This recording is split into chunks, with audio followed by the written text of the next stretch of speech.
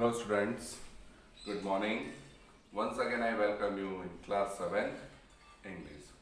Now as we all know that this is our PA2 syllabus is going on, and apart from PA2 syllabus chapter number 8 to chapter number 10 plus there is a two poem, the Coromandel Fisher and the poem Vocation. Now this is our fourth unit. The unit name is Exploring India, right? And in this chapter, in this poem, The Coromandel Fisher, which is written by Sarojini Naidu. Okay, I will give you some information about Sarojini Naidu. Now, Sarojini Naidu is famous Indian English writer, and she was known as Indian Nightingale of India. She known because she wrote very melodious poem. In 6th standard, you learned there is one poem in the Bazaar of Hyderabad, and here the Coromandel Fisher. So we know that the Coromandel, it is a one pot, right? Coromandel, it is a one pot, and in this poem the poet narrates beautifully the different the duty of the fishers. Even she also informed in this poem, says that she was a nightingale of the poem and well known. It means Sarojini Naidu is very well known. She was an Indian independent activist poet, and Naidu served as the first governor of United Province of Agra and Awadh from 1947 to 1949, and also first woman to become the governor of Indian state. She was only the first woman who became the governor of Indian state, and she was performed her duty as a 1947 to 1949 in Awadh and Agra, right? And first woman, she was a poet, she was a political activist, independence activist and poet. She had a political career also, and some of the famous other poems like in the Bazaars of Hyderabad and Wandering Singers. These are the famous poetry that she had written. Now in this poem, what is it exactly? Now, call from the fishermen to their friend, right? She visits some area where there is Coromandel, and she calls the friends, and they want to start the day because the sun has already risen, right? Before I will start the poem, I will give the objectives of this poem. So number one, to comprehend the deep connections the either fisher folk have with the sea. Now we all know that the fisherman's life is totally connected towards the sea and the oceans, because they survive. They survive their life only and only depending on the sea. If they catch the fish, they sell the fish, and whatever they earn, then after they will survive, right? Same way in this poem, the poet also says, it means to comprehend a deep connection. There is a deep connection between fishermen and the sea. It means here the fisher folk is there, right? The lifestyle of the fishermen. What are the fisher folk? Folk means we all know that the ancient stories, right? That is called folk. So there is a deep connection between sea and the fisher folk. To note the poetic device uses in the poem. Now in this poem you will learn something new things, that is a poetic device. Now poetic device means what? That if a girl, she has a proper dress, right? She wear a proper dress, but if she does not wear ornaments, so she is not looking. She does not look very good. If she wear ornaments and proper dress, she looks very beautiful. In same way in the poem also, if the writer, if the poet, they are not using a very ornamental language in the line, in the poem, so the poem is not become an attractive. Just it's a simple writing. Understood? Just it's a simple writing. So the poet and the poetess, what are they use in this line? So poetic device. They have to compare nature object to the human life, then both the nature objects, then human to human comparison, right? So the repetition of the words, these are the things the poet use. So the writer, sorry, the readers will attract towards that poem. So in this poem, she used a poetic device also. I will explain these devices after the finishing of the poem. So here in this poem, the poet says that they want to start the day because the sun already risen. The poem beautifully describes how the life of the fishermen and interviewed with the oceans and both their lives and deaths are connected to. In this poem, the poet describes both the things, life and death, that both are connected to which? To whom? That both are connected to the sea. And it is highlight the love and reverence fishermen have for the sea. So our first stanza, rise brother rise, the awakening skies, pray to the morning light. See this thing. What is it? Rise brother rise. Who is the brothers? Who is the narrator of this poem? See there, who is the narrator of the poem? So narrator of the poem is who? The fisherman, the leader of the fishermen, who is the narrator of this poem. So he informed to the other fishermen, rise, all the fishermen rise, because the awakening skies pray to the morning light. It means the sun has already started. Awakening light pray the morning light. It means the sun already risen. Now it's our turn that we have to go, because there is a lots of light into the sky, so we have to rise and we have to wake up and we move towards to the ocean or the sea for catching the fish. Even says them, the wind lies asleep in the arms of the dawn like a child that has cried all night. See this thing. We all know that the atmosphere of the night time around the sea, right? After sunset, right? So the continuously winds are blowing. So here says what? The winds lies asleep in the arms of the dawn. Now dawn means what? The ending of the night and beginning of the day. That is known as dawn. Dusk means the ending of day and beginning of night. That is the dusk. So there are the two similar words, dawn and dusk. Dawn means ending of night and beginning of day. So says that what? The dawn time that around 4 or 5 o'clock. Right? 4 to 5 o'clock time between, it is known as a dawn. So says that the wind lies asleep in the arms of dawn like a child that has cried all night. So see that. Here the poet compare, in this line, the poet compare the wind with the child asleep in the arms of the dawns that has cried all night. Now here the arms of the dawn, it means who? Mother. If the child, right, who is whole night crying and he or she is in the arms of the mother and her mother try to pampering him or her to stop to crying. Same way, here the wind is also in the arms of whom? The arms of the dawn. And here the poet also says what one other thing, that the wind is a child. Now the wind compares with the child and arms of dawn compares with the mother. So here the narrator, the poet used one figures of speech, and that is known as a simile. It means a natural element compared with the human being. So how can the natural element? Now wind and the dawn, both are the natural element, right? So here in this poem, the nature element, dawn and the winds are compared with the child and the mother. So here says what? What does the poet compare the wind to? Right? What does the poet compare the wind to? It means what? With whom the poet compare this thing? So here says that what?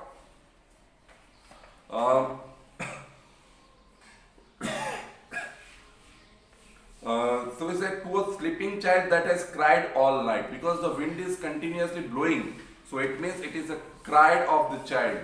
And right now it's a totally silent. So it is our turn to move towards to the sea. Come, let us gather our nets from the shore and set our catamaranas free. Catamaranas means what? There is a small boat, right? The small boat from where they have to catch the fish and took into the boat. So we have to collect, we have to gather our nets. Now first of all we have to gather our nets and from the shore. It means their nets lies on the where? Shore, right? Seashore. So now we have to collect our net, set our catamaranas free, and whatever are in the sea, in the seashore, we have to tide our what? Small boat. Right now we have to free it and to capture the leaping wealth of the tide, for we are king of the kings of the king. See what this say? We are the kings of the sea. Now here the poet sees that thing. Why are the fishers considered as the kings of the sea? Right? And before that, whom is he calling out? So whom he is? The leader of the fishermen, whom he calling out? So to the simple fishing community, right? The leader, he is a leader. Now leader is calling out to whom? To the simple fishing community that in the eastern coast of India. Now the Coromandel coast is where it is situated, eastern part of the India. So says that now it's our turn, and that's why he calling to whom? The fisher community, another fishermen he calling out, and he says that why does the fisher consider as the kings of the sea? So says that why? Because they being the sons of the sea, believing that we are the sons of the sea, and they will not be perturbed by the strong winds and rough waves. Perturbed means what? They will not disturb. They will not afraid by the strong winds and rough waves. So we are the sons of the, or we are the kings of the sea. We know how to face the strong winds and how to face with the strong waves. It is our duty, and we know this thing because that is our in blood. Says that what does the leader ask his fellow man to do? What does the leader ask that his fellow man to do? So he says that to wake up even as the dawn is breaking. Right? Dawn is breaking, it means what? The dawn is breaking means the big morning is beginning. Then after we have to wake up and the sea is calm, because the sea is totally calm. There is not a high winds because the moon is also set. He wants to them to gather their nets and set out in their boats, and without delay to catch fish. Without any type of delay, we have to catch our what? Fishes, because it is our wealth. Here says what? To capture the leaping wealth of the tide. Here what they say? That there is a lots of fishes that come near the shore due to the tide, because we know that in the morning there is a high tide if there. So the lots of fishes reaches near to the shore, and it is the time period. It is the morning before the sunrise. Before that we have to catch the lots of the fishes, and that's why the poet says what? It is the time and it is the wealth. Now why did the poet says that wealth of leaping? Because if they catch the fish and selling into the market, then after they are earning the money. That's why the fishes compares with the whom? The fishes. Compares with the whom? The wealth. So here says that wealth of the tides and kings of the sea, both are, right? In this line the poet used, there is a one figures of speech, and that is a metaphor. Says what? Wealth of tide. Now wealth of tide, it means what? It is the two natural objects compared with the natural things. Right? Wealth of the tide. Now we all know that the tides is natural object, and kings of the sea. Now sea is also natural. So that's why the poet used metaphor, and that's why the line become very beautiful. Then comes second stanza. No longer delay, let us hasten away. Now hasten away means what? Now hurry up. In the track of the seagull's call. Now seagulls means what? Now seagulls, it's a white color birds. In the morning they are shouting, and says what? Track the seagull's call. Now seagull's call, it means the seagulls know where is the lots of fishes. Only and only the seagulls know, because we cannot see the properly. Now in this area there is a lots of fish, and in this area there is a lots of fish. But the seagulls fly into the sky and they are cried, they are shouting, and it is the call for whom? The fishermen, that here there is lots of fishes. Now you will come and catch it. The sea is our mother, the cloud is our brother, the waves are our comrades. Very beautiful line. What is the peak outline that they express that fishermen share of feelings with nature? So see that who says who is their mother? So sea is their mother. Then cloud is their brother and waves are comrades. So now comrades means what? Friends. Comrade means friends. So see is that these are our family members. Sea is our family member. Sea, cloud and comrades are family members. So we have to take the help of them. What though we toss at fall of the sun where the hand of the sea god drives? He who holds the storm by the hair will hide in his breast our life. What though we toss as at the fall of the sun? Now, here the poet says that it is depend on our luck. It is depend on our luck. How? Because we don't know, the fishermen don't know whether they are getting lots of fish or not. It is depending on their luck, right? So the poet says that we though the toss at the fall of the sun, right? The sun is depending on our luck. Why? Because where he hand the sea gods drive. Now sea gods drive the suns. It means what? See, from the sea side the sun rises, and from the another side of the sea the sun is set. Right? It means it is a natural phenomenon. Okay, natural things is occurs. There is a no needs. Only the earth is round. That's why the sunset and sunrises occur. But our luck depending on us. Today we are getting a lots of fish or not. It's not depend. That is our luck. And that is in the hand of the sea god. And he says that he who holds the storm by the hair will hide in the breast our life. If there is a lots of storms occur, right? The sea god saves us. Why? Because they protect us. We are the son of the sea god. We are the son of the oceans. We are the son of the sea. That's why they protect us. When the storm is occurs, that time the sea god catches from their hair and save our life. So here the poet compare another thing.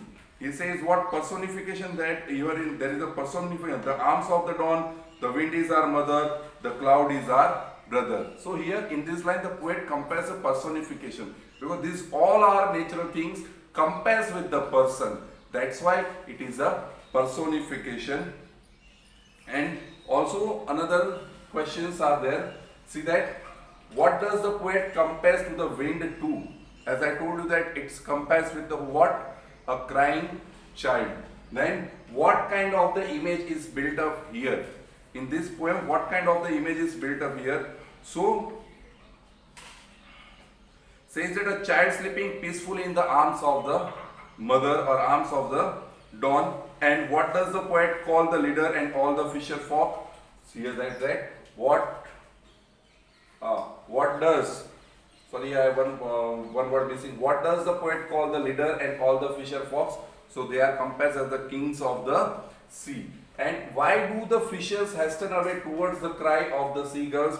So says that the seagulls know, right? I told you that the seagulls knows where the fish can be found is abundant, in the lots of, in the capacity of enough. Where does they get? And that's why they have to say that the fisherman says that hasten away towards the crying of the seagull.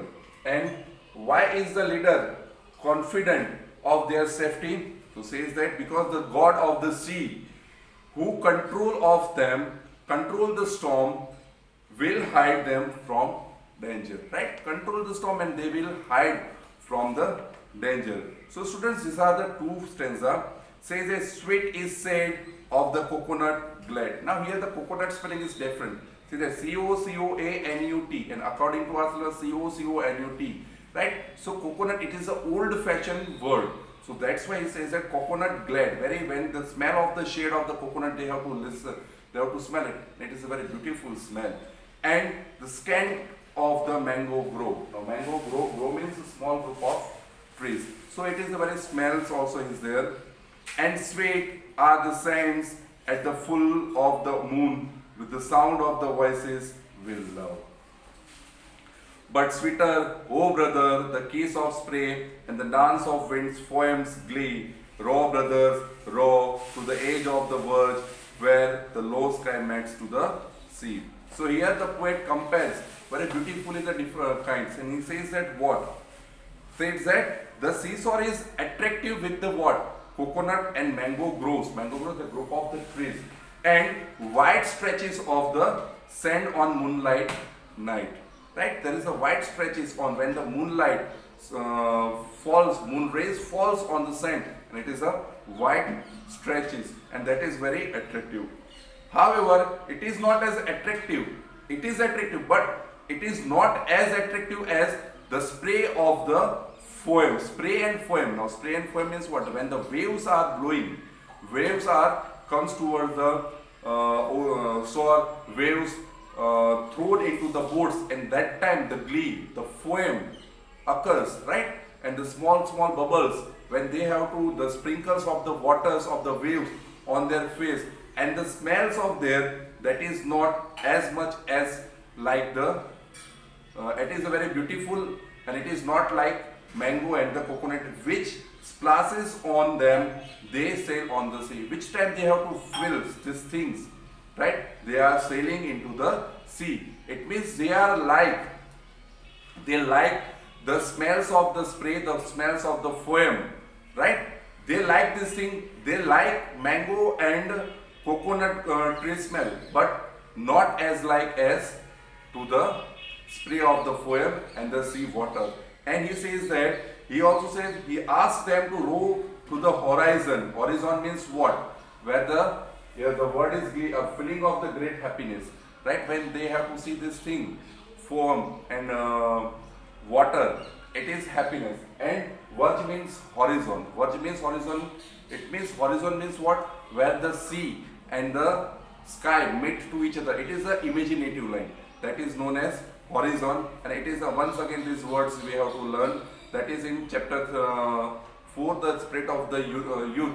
That time also the horizon words is occurred. So here says that it is, he fills his family members, right? He compares the life with his family. When he reach at the home, when the fishermen reach at the home and their family members call him, and they present, they are feeling happiness. Same way, the fishermen is also happy in that ocean, and that's why he says that we have to edge of the verge, we have to wake up and we have to see into the oceans, and we have to catching the fish. And so that's why, what is the more attractive than the coconut and the mango grove and the moonlight stretches of the white sand? So the poet says what?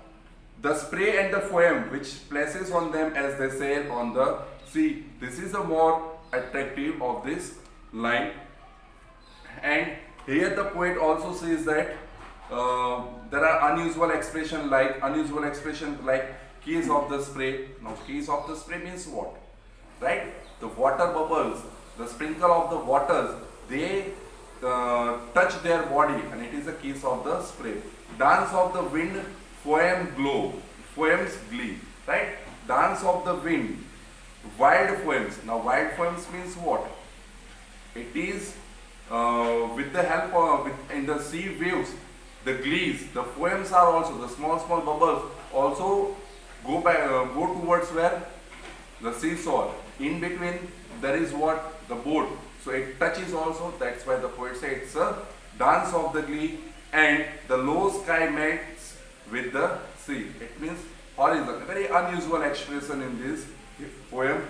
Even there is the alternate lines also here in this poem, like light night, free sea, call all, drive lives, and there are the repetitions in the poems also. The rise brother rise, row brothers row. These are the figures of speech the writer used in this poem. So students, the fisher folk is the narrator of this poem, and with the help of the fisher folk, the poet Sarojini Naidu expressed the feelings of whom the life of the fishermen, how they survive their life, how they are catching the fish. It is very hard task, but they are not afraid to go into the sea. So students, here our poem is over. I hope you understand this poem very well. Thank you.